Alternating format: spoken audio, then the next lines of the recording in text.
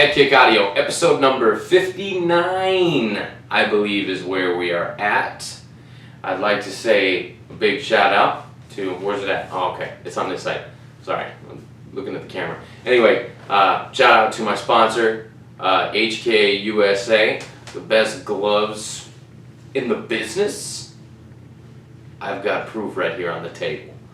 Okay, of course you're listening to HeadKick Audio right here. I'm your host Steve, and in the intro you heard Cutthroat Gorgeous, or By the Gods, depending on what you heard.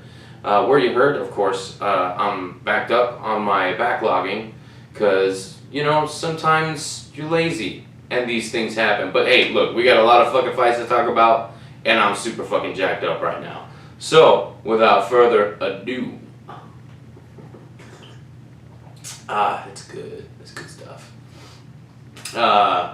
Let's dive right in. We had LFA 89, which was headlined by Brant Moore and Joe Gianetti. You had UFC on ESPN 33, or sorry, ESPN Plus 33, or Vegas 8 is what they were calling it. And then you had Dana White's Contender Series, which was headlined by Dennis Bazooka, and I'm gonna read this because this guy's name is very hard to pronounce. Melsik Bagdasarian. Bagdasarian. We're gonna go with Bagdasarian. Okay, of course, Dennis Bazooka has been on the show before. Ring of Combat featherweight champ, I believe. I don't really know a lot about Melsik, but we'll get into that once we get to the Dana White's Contender Series. But we start with LFA because, if you remember, that's where we start our fight week. We go Friday to Thursday for me, for my show. So LFA 89, Moore versus Gianetti. Of course, this was at the Sanford Pentagon in Sioux Falls, South Dakota. And we'll start from the bottom to the top. Clay Carpenter defeated Manuel Medina via unanimous decision. Josh Friend defeated Lamar Gozi via knockout with a knee. In round number 1. Yeah, I wear shorts sometimes. Steve Jones defeated Tyler Ray via split decision. Ricardo Diaz, or Ricardo Diaz, depending on. Anyway, he defeated Desmond Torres via split decision. Very, very close call there. DeMarcus Jackson, who I promise you, I will have him on the show. Actually, probably sometime this week, hopefully, or next week. We'll see how our schedules line up. It's been fucking... Ugh, I don't even want to get into it, man. I don't even want to get into it. I got so many interviews I need to get up. It's just... Anyway. He defeated Adrian Hadjirbe via rear naked choke in the very, very, very first round. I mean, how many varies do you need? Jesus. Okay, and in the main event, lightweight contender Brant Moore defeated Joe Gianetti via unanimous decision. And look, this was a fun scrap. It was on the ground. Both guys really good grapplers. Moore had to lean on his jiu-jitsu, his black belt that he's got there. And, you know, taking on a tough veteran and a real sneaky, crafty submission artist like Joe Gianetti. This was a fun fight on the ground, okay? Don't let the 30-27s across the board fool you. It was a fun fight. Brant Moore, obviously looking at, hey, maybe I should get a title shot. And with his resume, how can you disagree? And he doesn't like it going to the judges, and well, I don't know a fighter that does, right? But it's good to get out there and get experience, especially on a stage like LFA. They prepare you for the next bump, and I think Brant Moore's just, 1 or 2 wins away from, really exploding. So we'll see. Our champ, of course I'm drawing a fucking blank. LFA's lightweight champ, he just fucking fought. Damn it. I can't believe I have to do this. I can't believe this.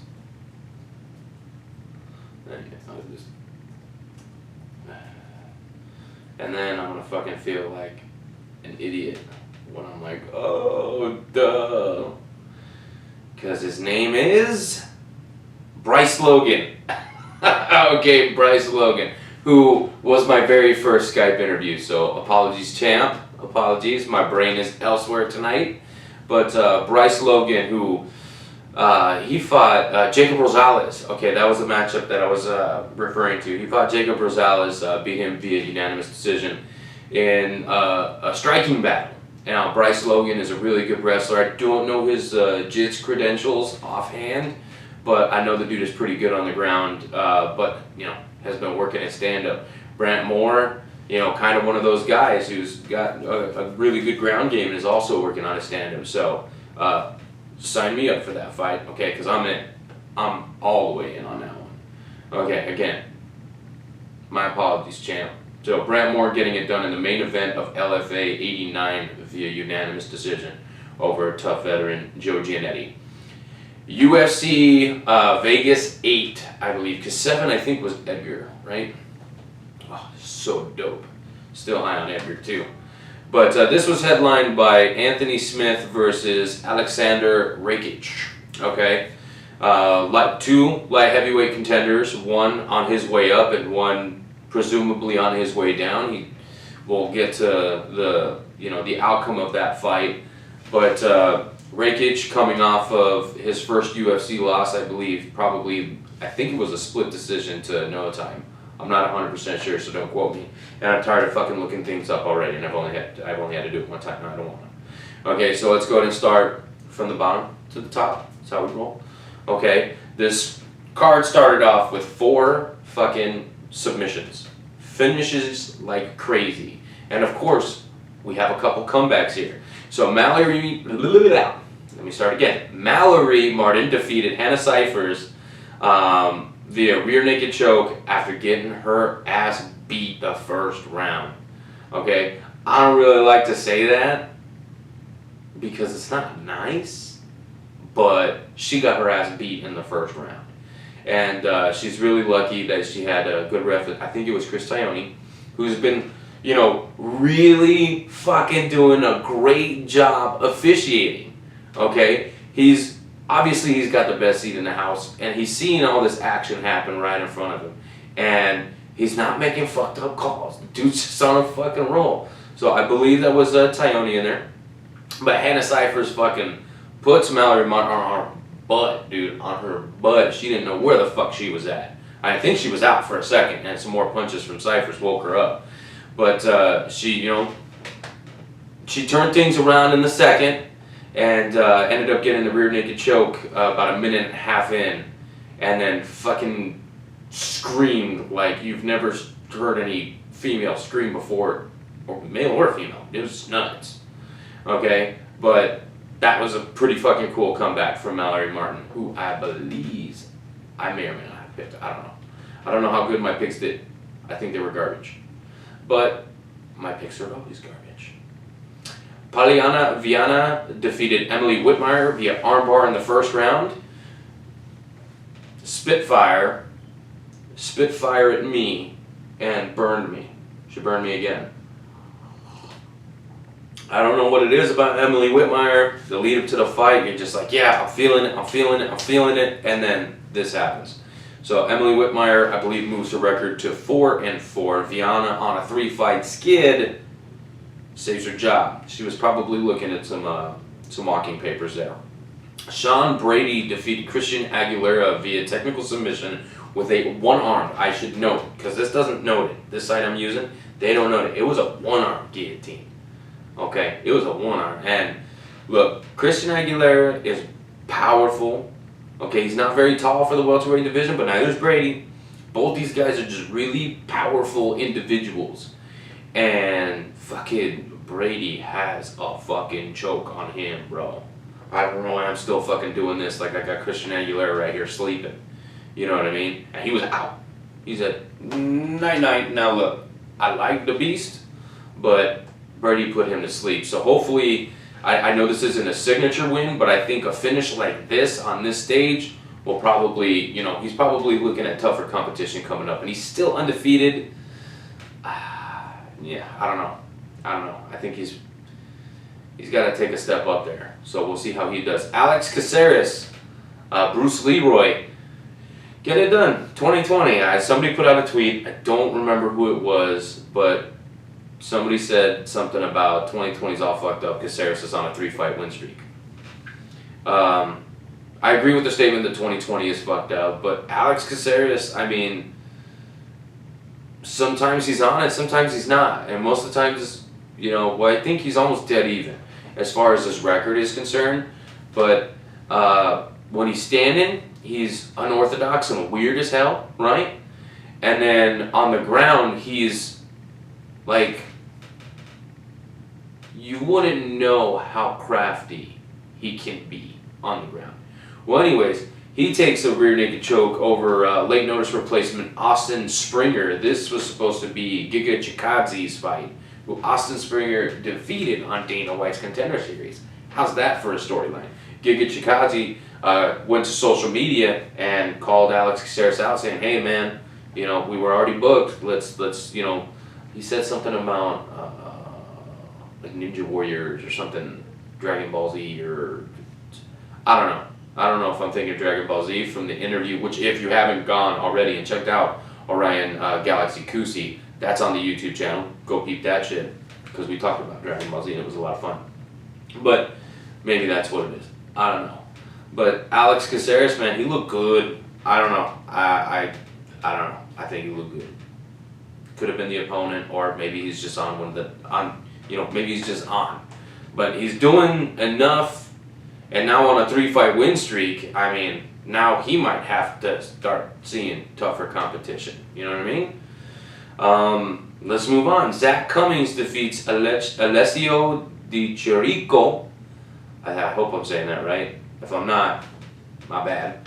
Via unanimous decision, although it could have been ruled a TKO victory or knockout, depending on how the ref, what the ref saw. But obviously, the ref let it go to the scorecards, and Mark Smith kind of looked like, I don't know if I'm making the right call. Sorry if that hurt your ears for the listeners, but it looked like Mark Smith was kind of still debating on, if unanimous decision was the right call or not, because dude fucking gets what looked like flatline from a fucking head kick at the fucking buzzer from Cummings, right? And then gets up and stumbles to his fucking corner.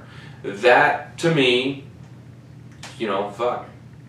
I don't know. If it's me, I'm like, dude couldn't even get back to his corner. Yeah, we should probably just call that a TKO win for this guy. Because in a real fight, there are no time limits. So if homie lands a fucking head kick on me, and I fucking go down, and then I'm stumbling that way, well, the fight's not over. Homie can still fucking come and, fuck me up, right?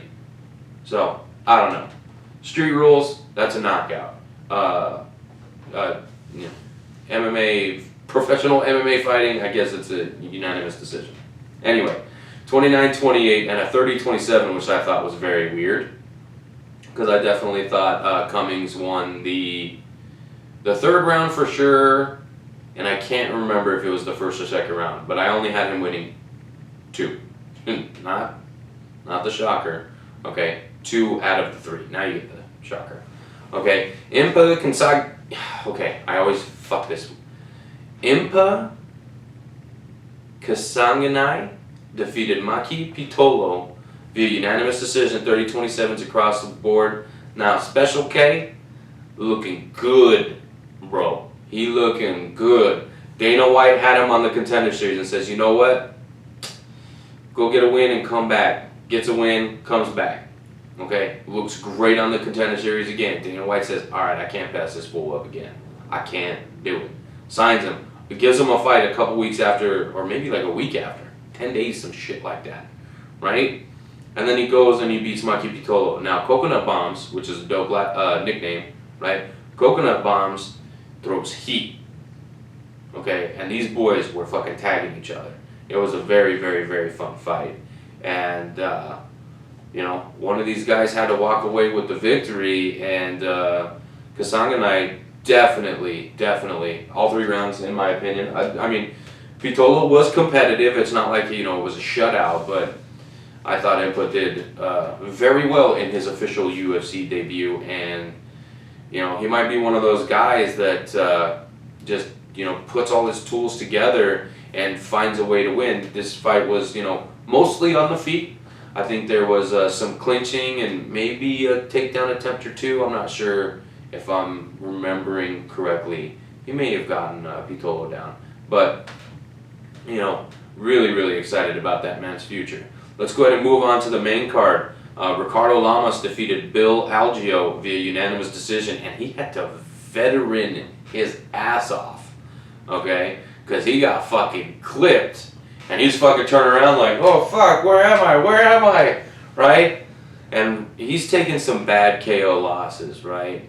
So I was like, oh no, the fucking veteran's gonna get starched by the fucking, by the newbie. Nope, not Ricardo Llamas, not today, Satan, not today. He went in, dug deep, and did what he had to do, started relying on his wrestling, and grinded out a decision win over Bill Algio. Now, that kid, he was making his UFC debut on short notice.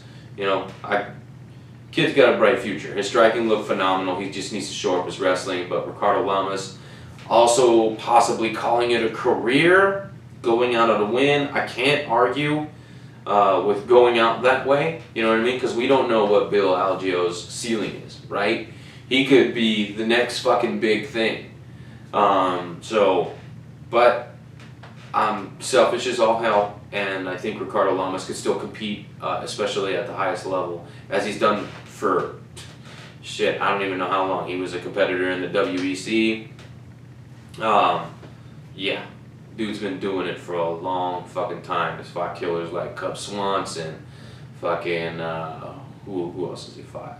Fucking everybody, okay? I don't have to go through the goddamn list. He's fought everybody, and I love me some Ricardo Llamas. Alexa Grasso defeated Ji Yong Kim via unanimous decision, 30-27s across the board. Alexa Grasso's boxing. Okay, now, by the time you're seeing this, it's going to be tomorrow already, right? So, today, I guess, Wednesday, go check out my boys Steve and Drake. Steve K and Drake Riggs. So, at Steve K MMA and at Drake Riggs. They do a women's MMA podcast, so it's only women's MMA. And I cannot wait to hear what they have got to say about Alexa Grasso, because she looked on point, she looked strong, her striking looked awesome, her cardio was great. I'm fucking excited to hear them break down this one. So all I can say is, she looked like the smaller athlete, but she was definitely faster. Her power carried well to 25. And this is Grasso's 20 flyweight debut, right? And they just look weight classes apart. But Alexa Grasso, utilized the things that she could do better, right? Like her footwork was better, her fucking boxing was better. She was able to manage distance better. Like I said, her power carried. I mean, it was just a great performance from Alexa Grasso. I wasn't too sure about this move, to be honest, because Alexa Grasso is very small. But I mean, Kim, we'll just call her Kim. All right, Kim was ranked. Okay, so I expect Alexa Grasso, to be at least in the top 15. We'll see. I mean, the rankings are probably out. I could probably look it up. I don't fucking want it. But anyways, it was dope. It was dope. Now let's go to the main and the co-main, and it's pretty much a similar story in both of them. Magny defeated Robbie Lawler via unanimous decision, 30-27s across the board, and Alexander Rakic defeated Anthony Smith via unanimous decision, a couple 30-27s and a 30-26. So one of the judges felt that there was a 10-8 round in there. Now this fight, your main event, was supposed to be the co-main event. I believe it was supposed to be Ortega and TKZ headlining this. But something probably happened with Brian Ortega. I mean, let's just be real. I don't know what happened and why the fight was off. All I just know is that it was off. So I'm gonna say something probably happened with Brian Ortega, or maybe it was a visa issue with Chan Song Jung, right? I don't know the story. I'm just, what I think it could be is probably Brian Ortega. I'm not hating on Brian Ortega. I mean, I am, but I don't dislike Brian Ortega. I like watching the dude fight. His fight up against Max Holloway was fun. Anyway, I don't need to fucking tell you guys that shit. Magny defeats Robbie Lawler via unanimous decision, and it was pretty freaking dominant. I thought it was a bad matchup. And Robbie Lawler's taking this fight on short notice. I forget who Magny was actually supposed to fight, but Robbie Lawler steps in on short notice. And I thought we were going to get 5th round Robbie Lawler in round number 3, and it just never happened. I think Magny's pressure, his pace, his length, I think his wrestling, all of these factors were just too much for Robbie Lawler to deal with. Now, I don't know what Robbie Lawler's kid is right now, but my buddy Law32, it's Eddie, Jesus, and Kirby. They all, I'm trying to remember their tags, right? So I think it's like, I don't remember what Jesus is.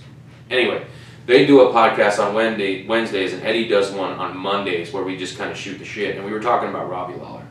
And one of the things that Eddie was talking about was that, Lawler's not getting starched, he's not getting smashed, he's not getting KO'd like ugly style, right? So if he wants to continue fighting, like, sure.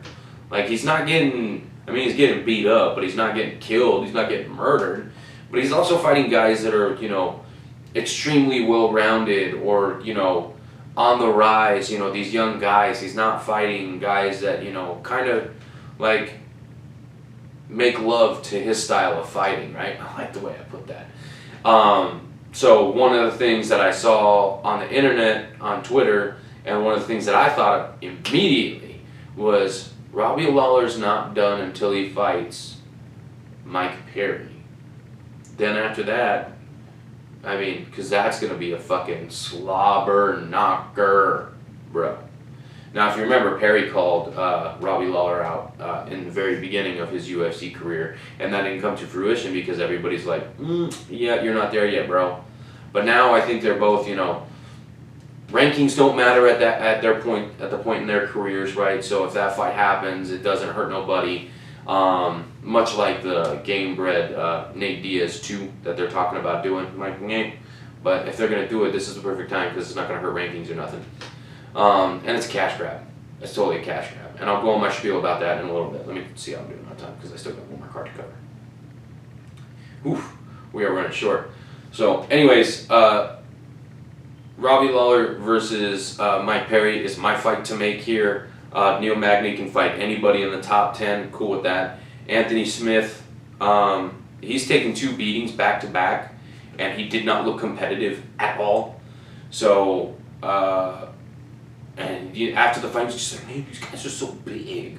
They're so strong. Like, I know I could beat them, but they're so big and they're so strong. Now, that's a horrible Anthony Smith impersonation, right? But, like, dude, if you're not being competitive, like, I don't know, man. Like, get out of the title hunt then. Kind of put yourself in Robbie Lawler's position. Like, okay, so I'm not going to fight for a title. Give me the Thiago Santoses and give me the Jiri fights. Give me those dangerous fights and just fucking go balls to the wall. Don't worry about the loss because that's what it seems like Anthony Smith has been worried about, right?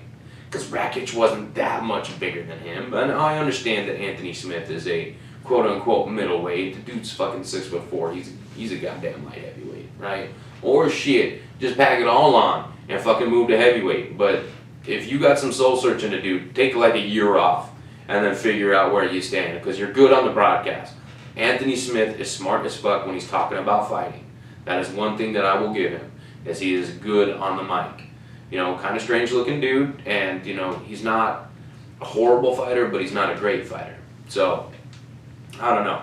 Do your soul searching and come back to me in a year, but Alexander Rakic, bam, versus that Jiri Prochka, or however you say that guy's name. Give me that fight next. I'm very interested in that fight next. And so is like 90% of the people that I interact with in the Twitter sphere.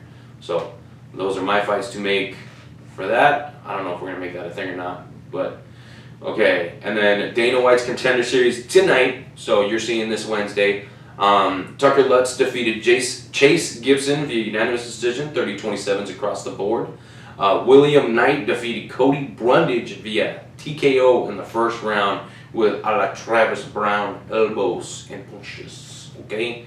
That is one scary looking individual, and then when he talks, he just sounds like the sweetest man on earth. I don't know.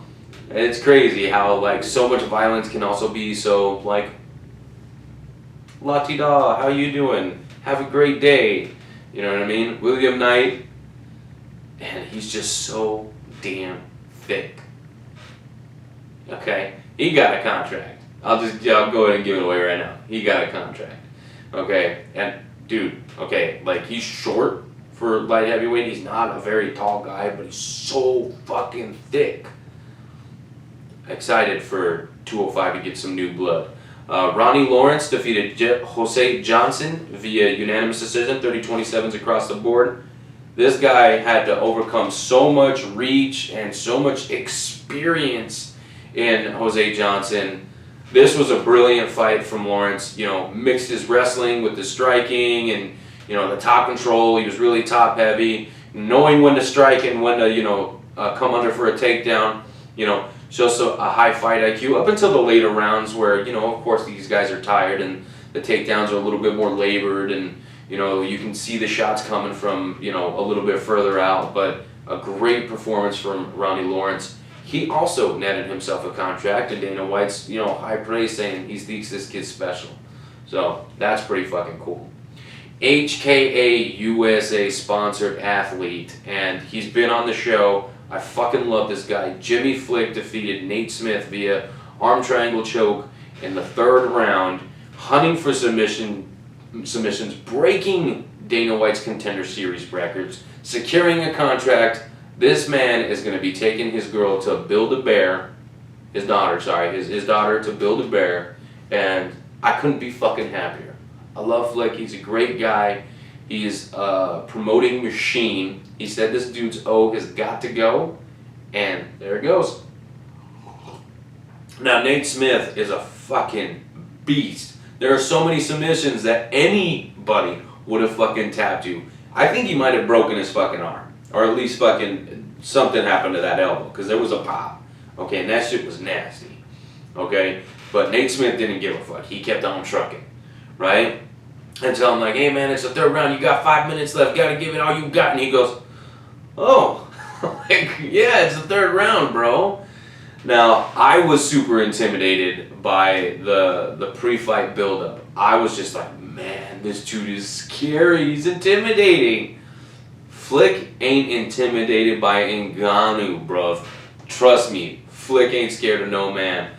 And he put it all together, like I said. The submission game of Jimmy Flick is, oh, so good, so good. Credit to Nate Smith for being so crafty and being able to get out of a lot of those submissions, but he succumbs to the arm triangle choke, the 7th of Jimmy Flick's. Okay, and in your main event on Dana White's Contender Series, Melsig Bagdasaryan defeated Dennis Bazooka via unanimous decision, 29-28 and 30-27. The second round was definitely Bazooka. The first round definitely Melsig. And the third round, I thought it was a lot closer than a lot of other people had it on the social medias. But I think the right decision here. I think Bagdasaryan, you know, edged out the third. Bazooka gave him a little bit too much time off. I think if Bazooka was a little bit more, you know, well-versed on the ground, his striking, he didn't really get to show off a lot of it because of the Bagdasaryan's pressure, right, and his output. That was kind of negating a lot of the, you know, the offense that Bazooka usually throws. So it's just one of those weird things where styles make matchups, and this one definitely favored Bagdasaryan. I think if Bazooka would have turned up the heat in round 2, he probably could have got the finish, or at least gassed him and then taken him out in the third. Or, you know, like I said, if he was a little bit more well-versed, that arm bar, he could have, you know, worked it better. I don't know. I'm not in the fight, so I'm not going to say, you know, that he did anything wrong. I just think that definitely he's going to go back and watch the tape to this fight and see, okay, there's a lot of things that I can improve on, but there's also a lot of things that I did very well. Now, if Aljamain Sterling would take that fucking mask down, you'd be able to fucking hear him. I was literally yelling at my TV. You can ask my wife. But if you talk to my wife, stoner bashing time. Sorry, I've been a lot of Dude Where's My Car references. It's been fucking great. So, yeah, there you have it. But Jimmy Flick getting his Dana White's Contender Series win, and then the contract, and then just a great night of fights overall. Like I said, we got some interviews coming up. The big one out right now is Dana White's Contender Series and now UFC welterweight Orion Galaxy Kusi. Go check that out for me. And then, of course, the shout-outs for today's show. At elaw32 or _32. Let me double check.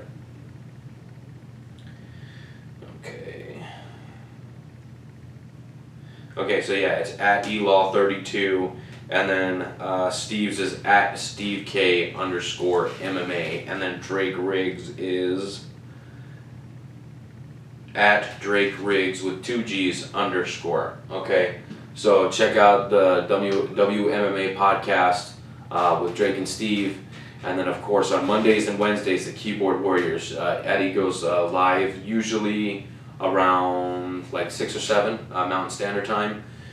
And then on Wednesday, I don't know what time they go. I just get the notification to turn that shit on. Whatever I'm doing, it's I'm either interacting with it or it's background noise to me.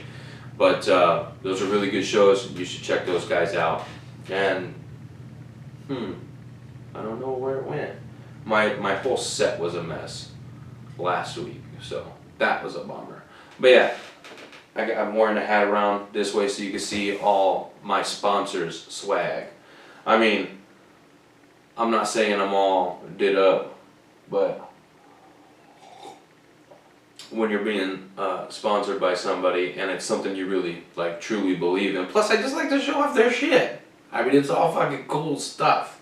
I mean, the hat is fucking excellent. I have a hat that I bought for $50 at a concert, and this is literally the same exact fucking hat.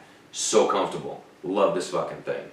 Okay, and of course, I drink coffee and stuff on the regular, so this is very handy, and I mean, it's a fucking coffee mug. And of course, the shirt's super breathable. I freaking love this shirt, so, and look at these beauties. Anyway, that's enough bullshit from me, so I'm gonna go ahead and leave you with this. He's going to Build-A-Bear.